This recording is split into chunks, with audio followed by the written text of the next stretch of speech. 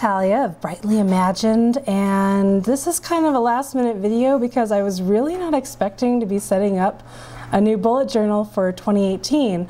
I just set up my last one in September, but I guess from writing so much for National Novel Writing Month and planning for the holidays, I'm just completely out of room. So I'm going to have to put January in my new pink Leuchtturm, and right now I'm setting up my future log.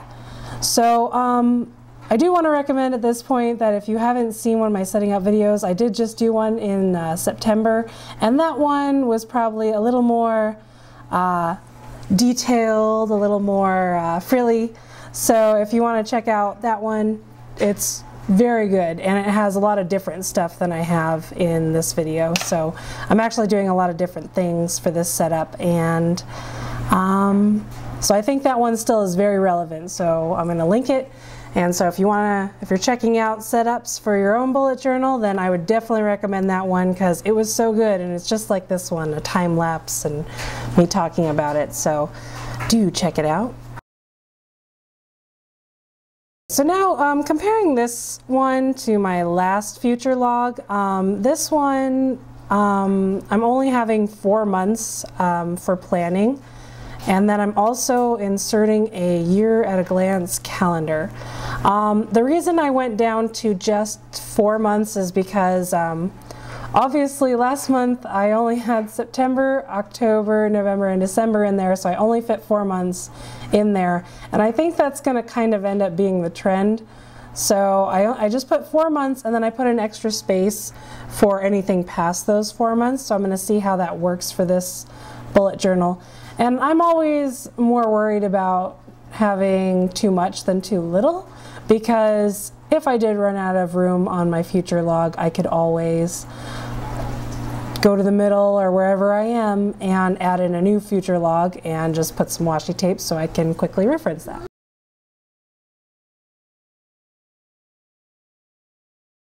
So the reason I decided to add a year at a glance calendar was because I frequently needed it when I was setting up for, say, a month or a week just to see what days the week started, and it seemed like I was always using my phone, and I'm like, I have my planner right here. Why do I have to keep going and getting my phone?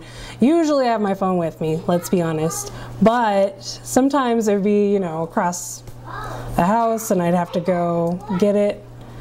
So it was just kind of a pain. I'd have to go, or I'd be in the car, I left it in my purse, and I have to go fish it out of the car.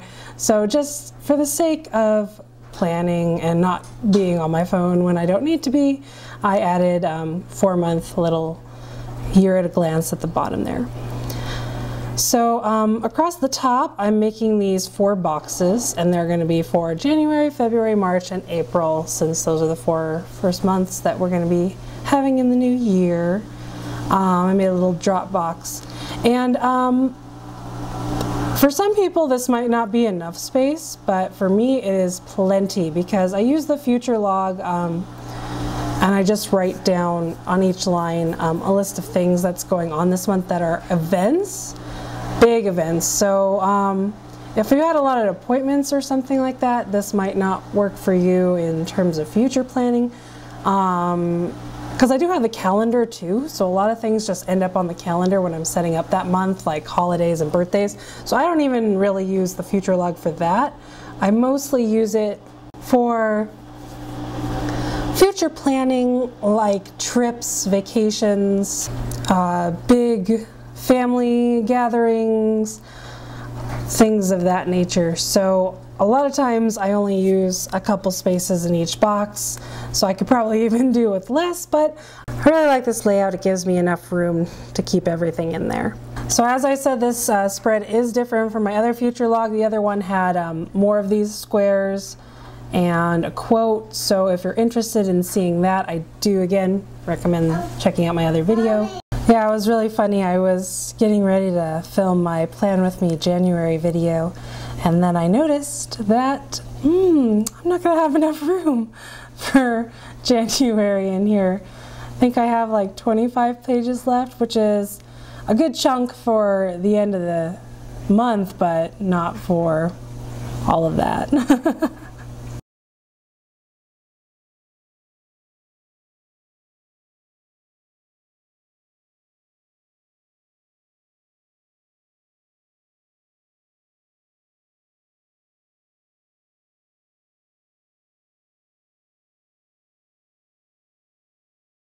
Okay, so this next spread that I'm going to be doing is for my goals.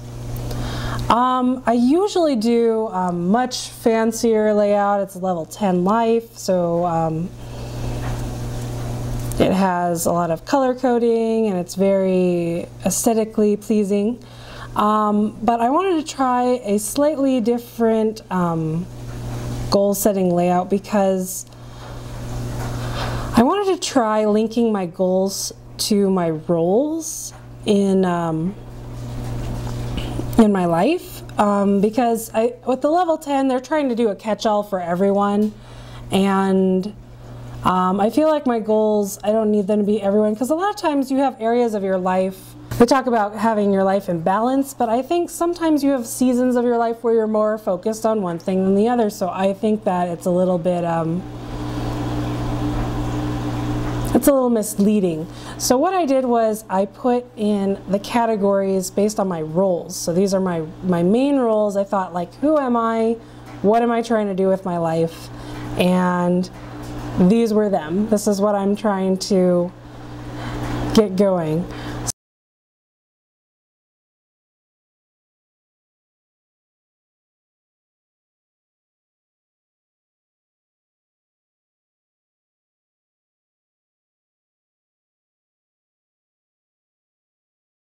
So I made these big boxes for goals, and I'm putting goals in those boxes, and then at the bottom I have a little key that I'm putting in right now.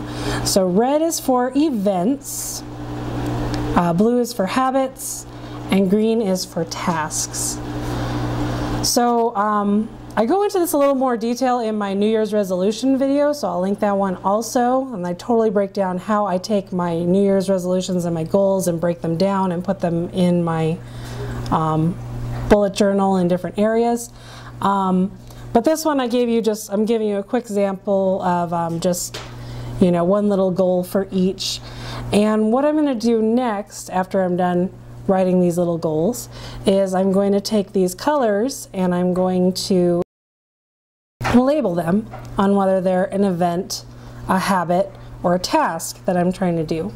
My first one is my activity tracker, and that one is a task, so I gave it a little green, like it's something that I'm going to do just once and it's going to be done. The blue is for habits, and those are things that I'm probably going to add to my daily tracker.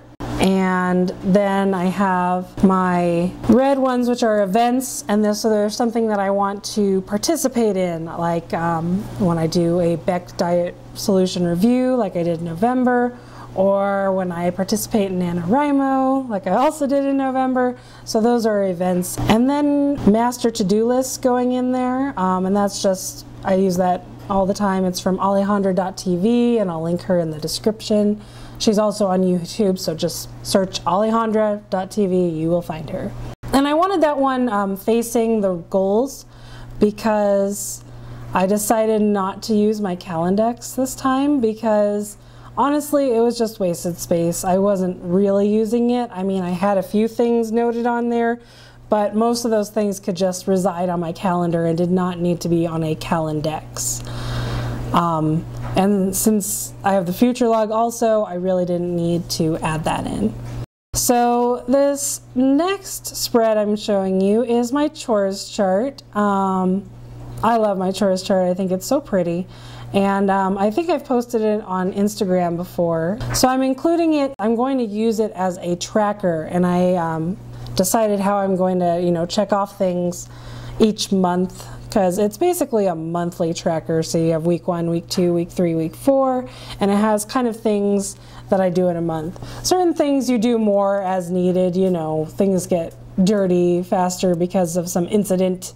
So you end up cleaning things a little bit faster, but in general, in a perfect world, this is just what I would do every month and when I would do it.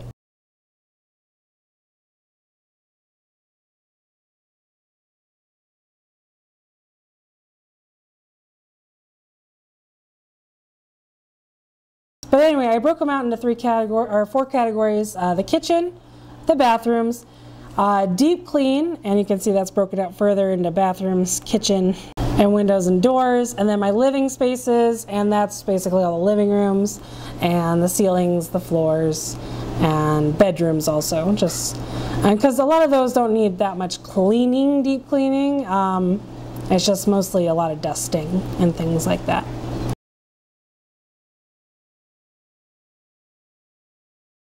And then at the bottom here I have my daily and my weekly tasks. And like I said, this isn't like totally comprehensive. Like I said, sometimes things come up, you know, I don't have anything listed for RV on here, but sometimes I have to clean it because we're going on a trip.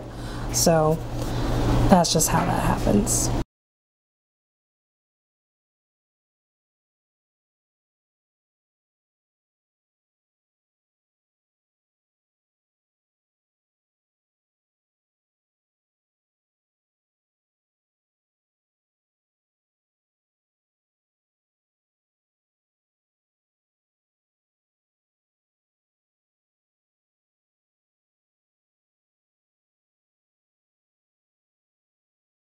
Okay, this next spread I'm going to do is my success chart and graph for weight loss.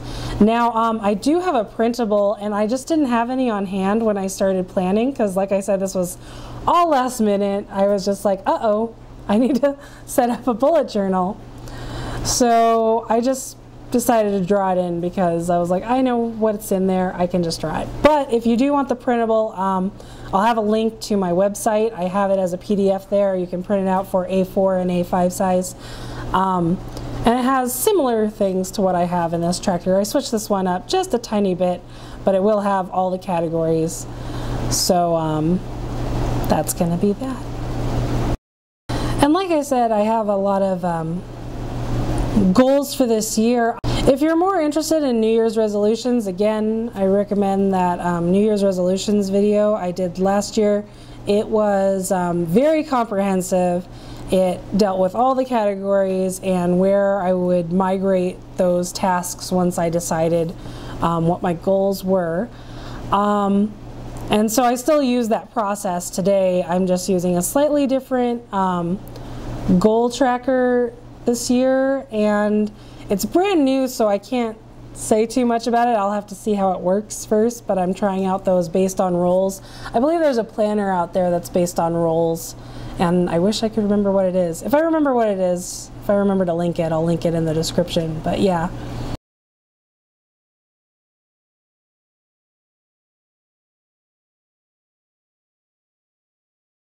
And then on this page I do a graph, just doing a little bit of hand lettering right there for my weight on the side.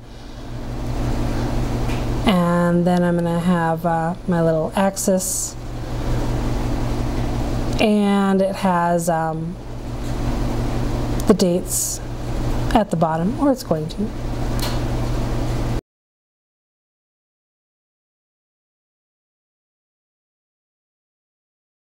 Now, weight loss is one of those goals that just has a ton of parts. I have other trackers for like what I'm eating, other trackers for exercise. So there's a lot of components that go into various goals, and they don't necessarily all have to be on one page. I mean, they can be if you want, or in a section, and I use a lot of back collections for that. And I actually didn't do any back collections in this video, but do check out my previous setup. It has a discussion of my back collections. Okay, now this next spread, it's an oldie but a goodie. I haven't shown it in a long time. It's my kid activities tracker. And on the facing page, I'm going to have in my other tracker, my To Do For You tracker, so I'll talk about that one in a bit. But what this kid activities tracker is for kind of my mom goals.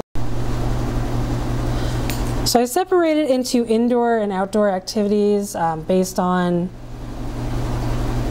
what the weather and what's going on in our schedule. So I'm not filling all of these in, all these trackers that I'm showing you. I'm just putting in like 2 things so that you can get an idea of what would go in that tracker. I do usually fill them pretty much all in. I leave a couple spaces for new ideas, but I usually have, you know, a bunch of activities, and then I just write down the date that we do them, so I remember like, oh, we haven't gone to Chuck E. Cheese in a while, versus, you know, a lot of times you get stuck on the same ideas and you're like, we just went there last week. So I create that tracker to stay on top of it.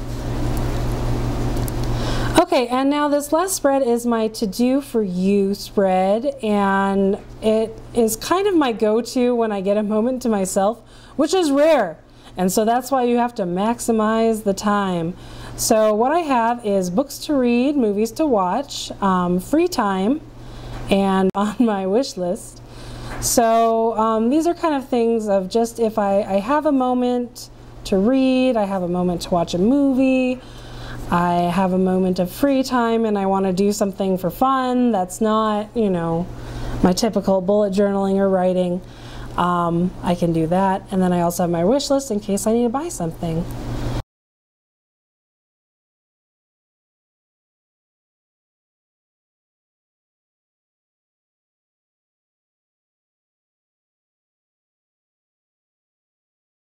Okay, so now I'm doing a quick flip through, and that is all I have for you. Thank you all so much for watching.